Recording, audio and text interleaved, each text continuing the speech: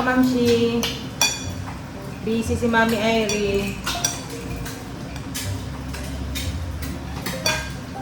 Nagluto tayo.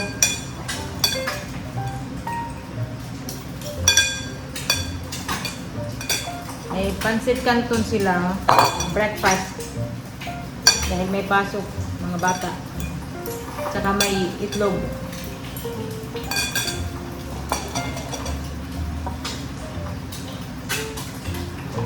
Ibigyan naman, timplahan ko ng Milo.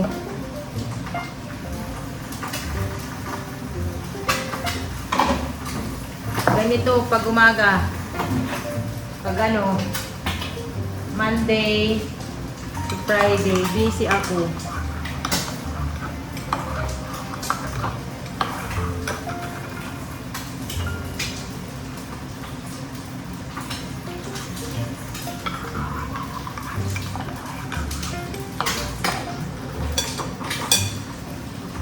Itlog at saka pancit canton yung kanilang breakfast.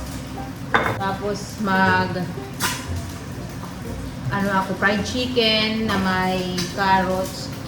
May kapares na carrots at saka green peas. Ito, bumili ako ng green peas na yung frozen. Para may sila, may gulay-gulay. So, ito na yung itlog, oh. Ito yung binili ni Daddy Marco ng isang araw. Mga hanggang ito. Webes, ganyan. Depende.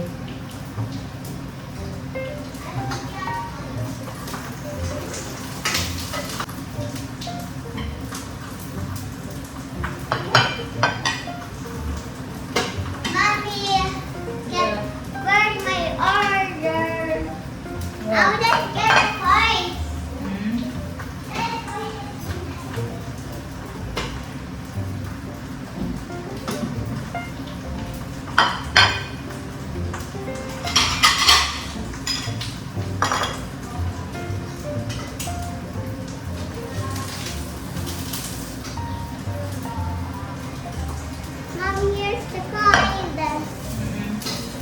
Where's my order? Order. Ito.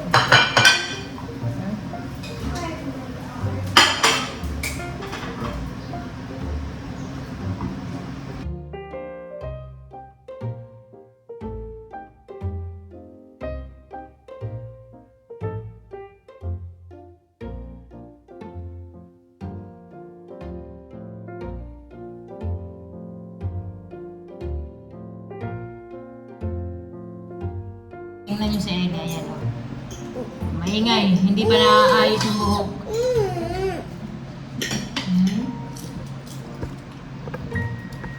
Enjoy, ha? Ate, oh, yung Milo. Thank you very much. Mommy. Si Jamie kasi hindi mahilig mag-Milo. Si Olivia lang. Yeah, coming. Ngayon naman si Ellie. Ito yung ulam nila para sa tanghali. Prituhin ko to. Nilagyan ko to ng asin, garlic powder, paminta, saka harina. Ayoko kasi na gumagamit ng crispy fry. Pero pag si Mama gumagamit siya, kaya minsan nagtatalo kami. Sabi ko, wag na, harina na lang.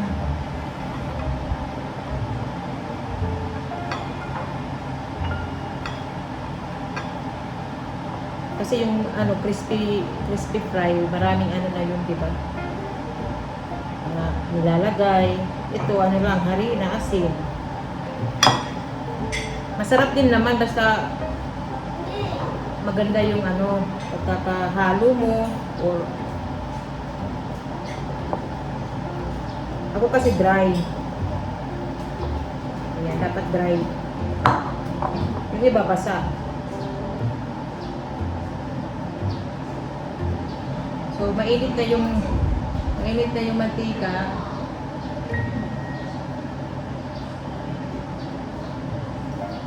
Ready? Kain na ha. Lalagay ko na.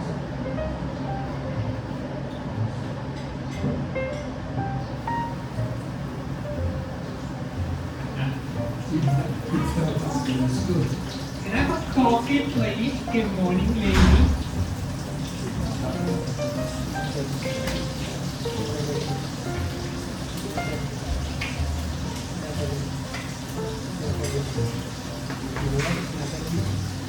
I know. Oh, sorry. Can I have a coffee, please? Good morning, Nagani. Hindi alam ni Daddy Mark kung na nagbibideo ako.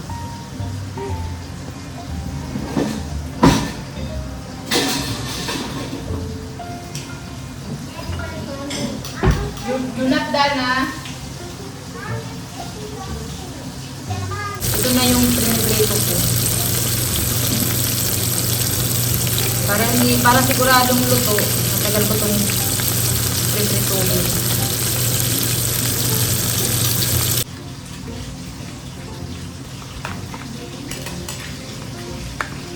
You need to eat your carrots ha.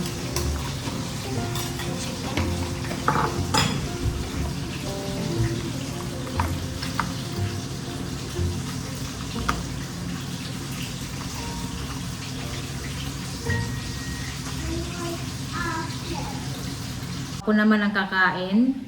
Breakfast ko ito. Hindi na ako nakapag-video nung pag-alis nila dahil madali na si Daddy Marco. Malilit na yung mga bata. So ito, naglaga ako ng 2 itlog. May pipino. At saka ito. Ito yung sobra nung niluto ko kanina para kay Jamie and Olivia. Carrots at saka green peas. At saka nagluto ako ng kamote. So ito yung ano ko, pagkain ko. Since last week, talagang yung pagkain ko mga ano ganito. Mahirap siya kasi alam mo yun, gusto mong kumain ng alam mo yun, mga bawal. Kaya lang wala, kailangan kong kumain ng ganito para sa tiyan ko, di ba? Okay naman, effective siya. Hindi ako, ano ba yun, yung, hindi maasid, ganun. Kailangan ka lang masanay sa ganitong pagkain. Ayan. So, kain tayo mga kamamsi. Ang sarap ng ano, pipino.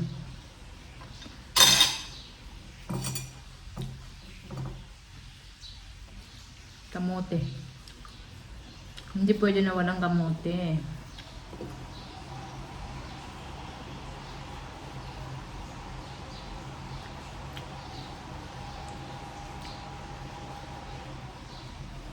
At saka hindi na ako nagpapalipas ng ano talaga, gutom.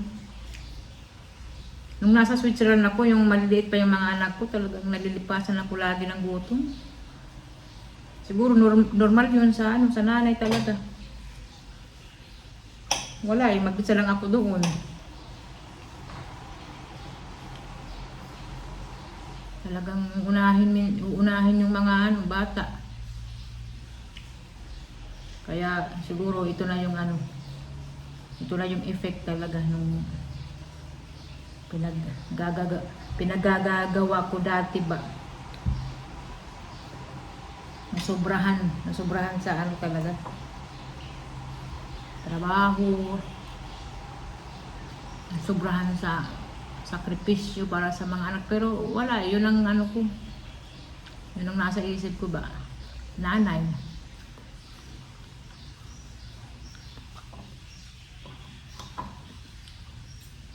Dati yung nasa isip ko lang, pag silbihan ko yung mga anak ko, alagaan ko sila, si Daddy Marco, yun talaga. Hanggang ngayon, yun naman din ang kaya lang dati nasobrahan ako. Hindi naman ako nagsisisi, kaya lang napabayaan ko yung ko, yung sarili ko, yung kalusugan ko ngayon ito. Sinisingil na ako. Tapos dati kulang ako sa sa tulog talaga. Kasi wala naman akong karelyebo doon. Si Daddy Marco magtrabaho. Baby pa yun si Jamie, si Olivia. Hanggang sa hanggang sa nung simula kay Jamie, hanggang kay Ellie, kulang sa tulog, Bagong panganak ako, wala naman akong patulong. Ako lahat. Kahit may nararamdaman ka pa na sakit dahil di ba bagong panganak, wala, kailangan kong kumilos. Talagang mahirap sa ibang bansa.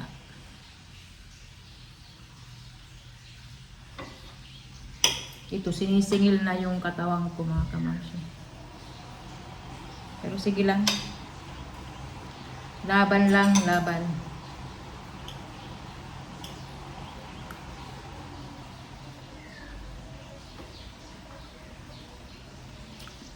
Carbs. At saka may nababasa ako na nagko-comment ba na ano ba yun? Yung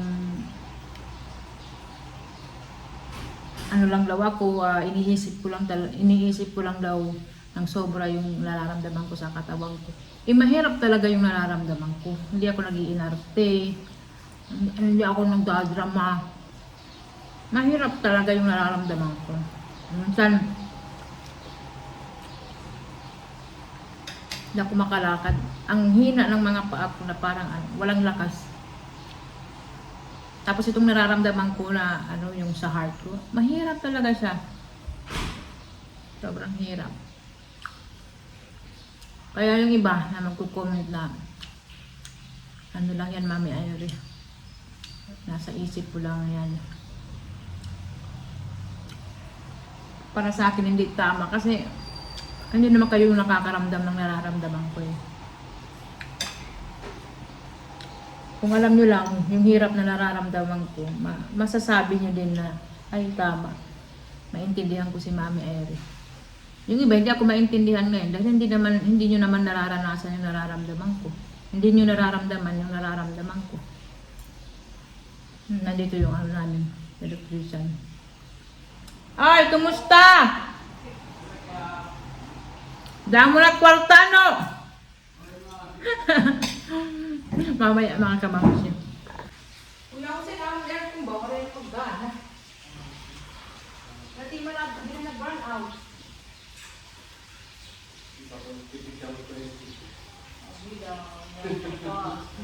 Nagka-problema kasi yung aircon namin nung nag-brown out. Ngayon okay na. Sa sa breaker. Ano ba yung breaker? Yung anuhan ng mga kuryente. Circuit breaker ba yun? May lang si kuya, may in-adjust lang.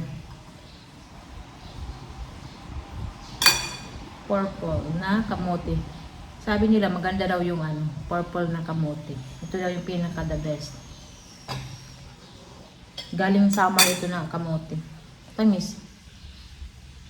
Dito na si Daddy Marco. May nabili siya. Ay, sure. May surprise siya sa akin. Ito pang display. Yeah, I think there, Daddy. Nabili niya to sa Wilcon. Surprise. Thank you, Daddy. Can I the coffee now? Yeah, you want to eat I didn't have a coffee, I didn't have egg and bread? So, yeah. I need urgently. Thank you. That is nice, no? Yeah, nice. Gold. Not on the same, Here? or maybe up here, Oh, here. or here. Maybe this up here. Ito pala kay Ellie, ito kahapon, galing school. Ang cute. O, nilagay ko lang muna dito kasi ang cute. Ayan. Ginawa niya yan. So, nadagdagan. Di ba? Dahan-dahan. Madadagdagan yan. Pero, yung sa taas, kailangan ko pang bilhan. Nandito yung electrician namin, papalitan niya yung ilaw sa labas. Nababasa. Saka ito, oh. May halaman dyan. Temporary lang muna yan, mga kamampi. Halaman. Ayan, halaman. Naka-harvest ulit si Papa ng sigarilyas, oh. Madami. Saka ano, hindi siya matigas, malambot siya. Ayan. May ulam na naman kami. So ngayon, tutuan ko si Daddy Marco ng itlog. Saka timplahan ko siya ng kape. Ito yung breakfast ni Daddy Marco. With coffee, bread and egg. Okay, Daddy? Thank you. Kiss.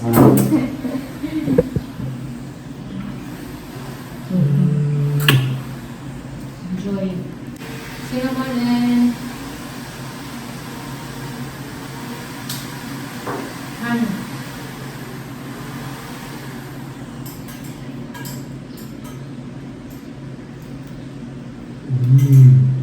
Yummy.